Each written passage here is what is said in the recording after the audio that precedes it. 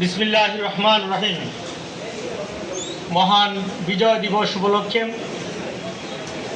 Bangladesh lawyers council কর্তৃক আয়োজিত আজকের এই গুরুত্বপূর্ণ আলোচনা সভার সম্মানিত সভাপতি জনাব অ্যাডভোকেট গিয়াসউদ্দিন মিঠু, মঞ্চে উপবিষ্ট লয়ার্স কাউন্সিলের নেতৃবৃন্দ, সম্মানিত বিজ্ঞ আইনজীবী ভাই ও বোনেরা, সাংবাদিক বন্ধুগণ, আসসালামু আলাইকুম ওয়া রাহমাতুল্লাহি ওয়া বারাকাতুহু।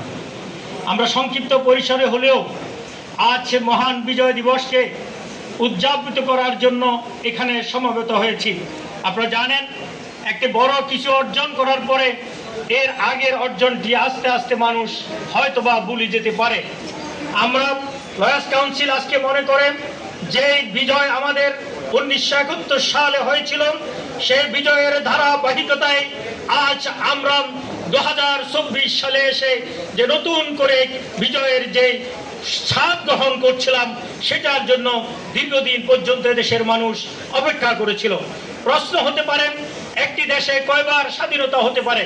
আমি বলবো, যতক্ষণ পর্যন্ত মানুষের অর্থনৈতিক স্বাধীনতার মুক্তি না আসবে, যতক্ষণ পর্যন্ত মানুষের বাক স্বাধীনতা না আসবে, যতক্ষণ পর্যন্ত মানুষ তার ইচ্ছা মতো মন খুলে কথা বলতে না পারবে, ততক্ষণ পর্যন্ত স্বাধীনতার স্বাদ প্রতিটি মানুষ গ্রহণ করতে পারবে না। তার মনে নতুন স্বাধীনতার এক উন্মাদনা জাগ্রত হতে পারে। প্রিয় দেশবাসী, সম্মানিত ভাইরা আমার, আমরা মনে করি বাংলাদেশ লয়ার্স কাউন্সিল এদেশের গণমানুষের সংগঠন হিসেবে, এদেশের আইনজীবীদের সংগঠন হিসেবে মানুষের অধিকার আদায়ের জন্য সবসময় সোচ্চার ছিল, সামনেও সোচ্চার থাকবে।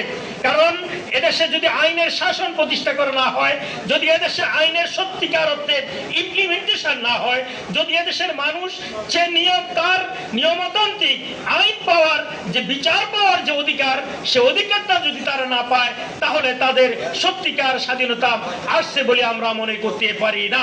তাই আজকের এই আলোচনা সভায় আমাদের এই দাবি হবে, আজকে যে আলোচনা সভায় আমাদের আজকের আহ্বান হবে, নাগরিক হিসেবে আমরা যদি আমাদের স্বাধীনতার ব্যাপারে সচেতন না হই, নাগরিক হিসেবে যদি আমরা আমাদের অধিকারের ব্যাপারে সচেতন না হই, তাহলে কেউ আমাদের অধিকার ইচ্ছা করে ফেরত দেবে না।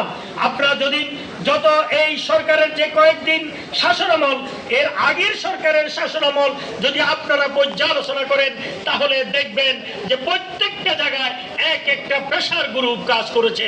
কারণ এই প্রেসার গ্রুপ প্রতি সবসময় বলবৎ ছিল যে তারা তাদের মতো করে আইন সংশোধন করেছে, সংবিধান সংশোধন করেছে, দেশ পরিচালনা করার জন্য তারা তাদের প্রেসার তৈরি করেছে।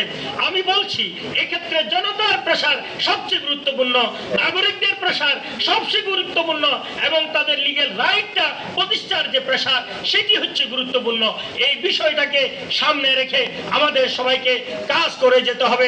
স্বাধীনতার সংগ্রামে যারা জীবন দিয়েছেন, তাদের জীবন উৎসর্গ করেছেন, মুক্তিযোদ্ধা সহ শহীদ ভাইদের প্রতি আমি আমার গভীর শ্রদ্ধা জানিয়ে এখানে আমি আমার বক্তব্য শেষ করছি। আল্লাহ হাফেজ।